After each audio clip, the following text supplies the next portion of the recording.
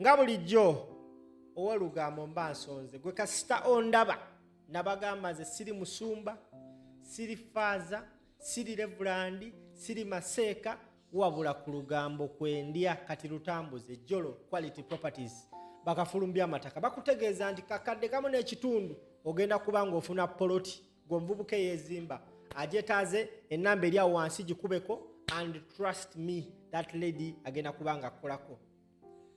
Ekimu ku bizibu bye tubadde tuyina mu biseera by'okulonda kwe kujjako internet. Okategedde ekimu ku bizibu bye tubadde tuyina mu biseera by'okulonda kwe kujjako internet. Now Robert Kyagulanyi Ssentamu Bobi Wine nga bwe yatugamba nti bikwase Kyagulanyi ekizibu ky'okujjako internet kyaddaaki amaze n'akinogera eddagala. Njagala otambuze vidiyo eno gwandaba. Bobi Wine awadde bannayuganda akabadi ka internet nga bagijjeeko, akabadi k'okukozesa nga baggyeko internet nga mu butuufu gavumenti neweesaddaako enjiibwa tesobola kuddamu kulemesa bannayuganda kusharinga information. Kana akabadi teweetaaga data, no teweetaaga data, kabwerere olinda kitambuza vidiyo nkunyumize emboozi. Obadde ki omenya waya. Naye gwe tewali kizibu Museveni kye yasanga mu nsi muno nga mitembo afuukidde Kyagulanyi obadde ki mitembo afuukidde tibahabulwa akayinja mu ngatto. Ffenna tukimanyi bulungi nnyo wakati w'ennaku z'omwezi nga 10 n'ennaku z'omwezi nga 14 internet esuubirwa okuvaako, era internet weevuddeko kino kiba kigenda kusiroowinga omulimu gwa National Unity Platform gwe yeewa mu kigambo kya protest vote nti kanoonye kalonde kakuume kabanje. Remember, tosobola kubanja kintu ky'otaalonda. In the same faith, tosobola kubanja kintu ky'otaakuuma. Rather, tosobola kubanja kintu ky'otaanoonya, tosobola banja kalulu k'otaalonda, tosobola banja kalulu k'otaakuuma. Now, National Unity Platform, nabagambe Kyagulanyi Ssentamu Robert Bobi Wine, atambuza gavumenti eno mpola mpola, slow by slow, process by process.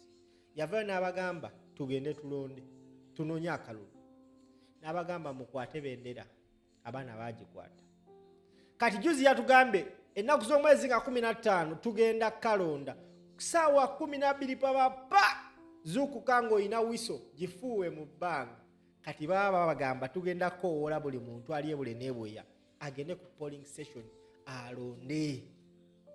Kati olumala okulonda tulina okuba ne information eyo okuba nga tugisharingira abantu. Kati atandise ossabuukulula atutegeezezza ku application emanyikiddwa nga BT chat. Obadde ogimanyi?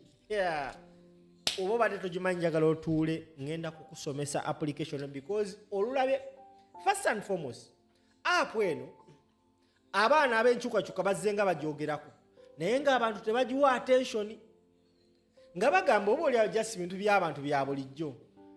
Kyagulanyi Ssentamu Robert Bobi Wine ng'akozesa omukutu gwe ogwa Facebook ye muntu yekayeka gwe manyi mu Uganda atamala gakola post unless nga post eyo ya nkizo.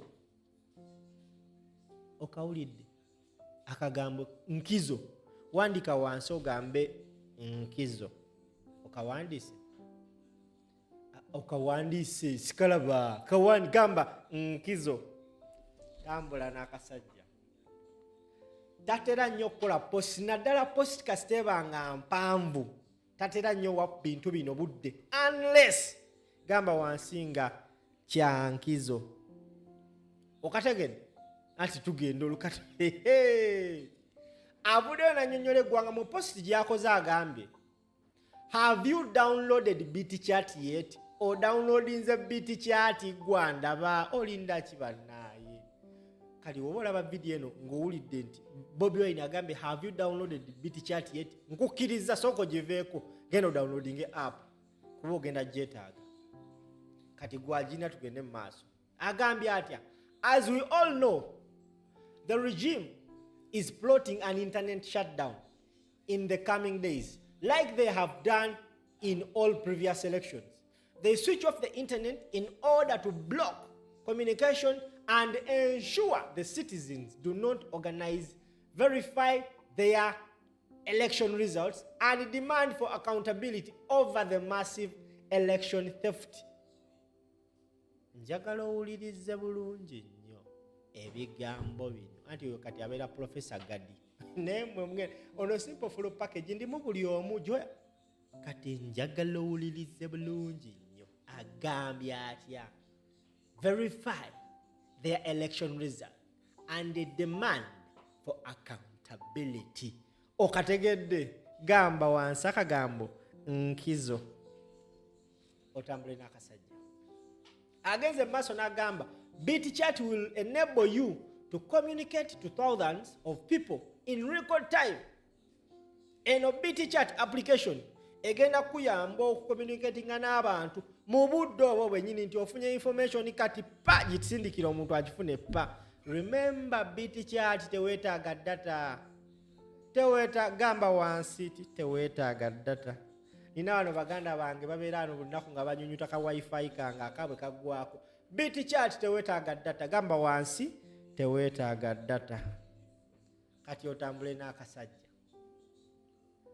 No internet connection is required. Naye n'akaddamu.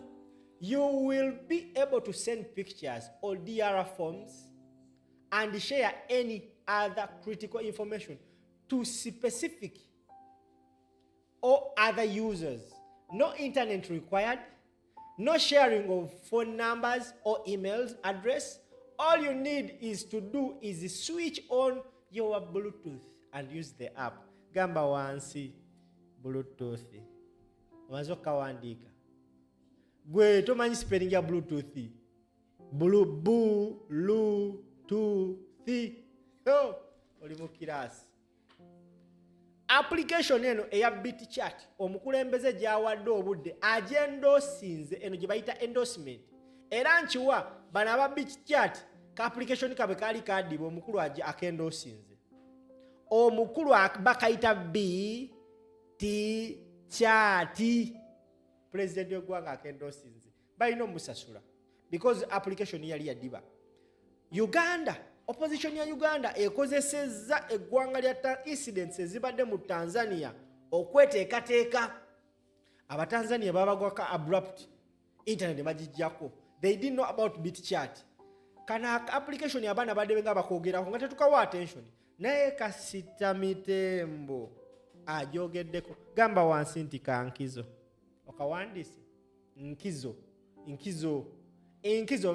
bagite enkizo mu lugisu jimpandikirawo enkizo mu lugisu bagita batya ekigambo nkizo mu lunyolo kibeera kitya ekigambo nkizo mu lusoga bwandikawo wansi enkizo mama tambuza video.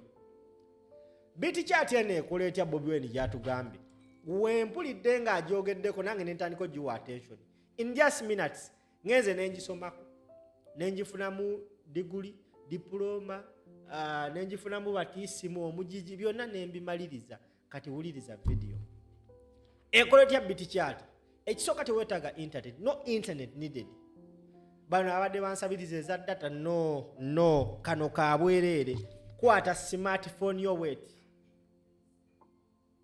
indako simu tebange efudde ku live never olukwata smartphone yo what genda oteekeko Bluetooth kyokka ng'omaze downloadinga application eno ogulewo application omuntu yenna akulya okumpi nga naye ataddeko Bluetooth ogenda kuba omulaba osobola omusindikira ne tubeegayiridde temusindika nudisi kubanga eno BitChat teyina viewers teyina egenda kuba kyemanya akajegere nti you can send someone ali in a radius of 100 meters naye aba asobola osindikira omulala. So all we need in Uganda to be connected is everyone to have BitChat and connect your Bluetooth. Nsaba omukulembeze atuweyo olunaku lumu atugambe ffenna tujjeko data waffe tukozese BitChat. Naye abatafiiriza MTN ne Airtel kuba kati tewali companies nzifuna mu Bobi Wine nga MTN ne Airtel ezo zitunda data, kuba buli lunaku omwana agamba nina otteekako mulabe. So gwatulaba eno BitChat egenda kuyamba okusharinga information in real time ng'ate tokozeseza data. Okategedde kati abasajja bagenda wulira akaliro Jolo Quality Properties bakakensa byamataka at only 1.5 million osobola okufuna ettaka. Yingira omwaka ng'olina ettaka mu Bajjolo. Kuba essimu eyo wansi omukyalo oyo kimanyi kyala kyogera mpola de kinamu ethirimi naye kigenda kubanga kikunyonyola ensonga zonna ajja sobola n'okutwala okulambula obanga oyagadde ku bwereere osobola okwefunira poloti. Tambuza video.